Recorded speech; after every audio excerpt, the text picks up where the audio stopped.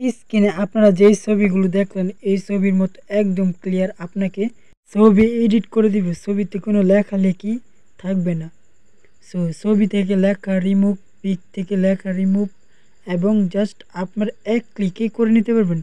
So কীভাবে করবেন আজকের ভিডিওতে আপনাকে দেখাবো।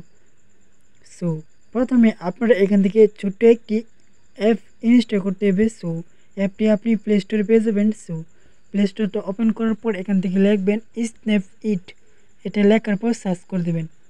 সো প্রথমেই আপনাদের সামনে এরকম একটি ইন্টারফেস ওপেন হয়ে যাবে। সো এটা ওপেন করা হয়েছে, সেক্ষেত্রে ওপেন অপশান আছে। সো জাস্ট আপনাদের নতুন অবস্থায় ওপেন করার অপশান থাকবে না, জাস্ট আপনি এটা ডাউনলোড করে ওপেন করে নেবেন। সো ওপেন করার পর আপনার সামনে এরকম একটি ইন্টারফেস ওপেন হয়ে যাবে। সো এখান থেকে আপনি সবগুলো এডিটিং করতে পারবেন। সো আমি এখান থেকে লেখা রিমুভ করব। সো এখানে দেখতে পাচ্ছেন ব্রাক, জাস্ট আমি এখান থেকে ক্লিক করব রিমুভ। এখানে ক্লিক করার পর জাস্ট এখান থেকে একটা ছবি নিয়ে নিব। সো এখান থেকে ঈদ মুবারক এই ছবিটি নিয়েছি।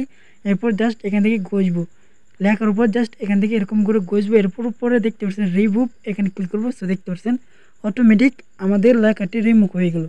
এর থেকে পিকটা অনেকটা ভালো দেখাচ্ছে। এরপর এখান থেকে পিক ডাউনলোড করার জন্য নিচে দেখতে পাচ্ছেন ডাউনলোড, এখানে ক্লিক করবেন, উপরে সেভ, এরপর এখান থেকে সেভ করে দেবেন। এরপর পিকটি সেভ হয়ে আপনার গ্যালারিতে অটোমেটিক চলে যাবে। ভিডিওটি কেমন লাগলো কমেন্টে জানাতে ভুলবেন না। আর যদি আমার চ্যানেল নতুন দর্শক থাকেন অবশ্যই চ্যানেলটি সাবস্ক্রাইব করে আমাদের পাশে থেকে বেল বাটনটি অন করে রাখবেন।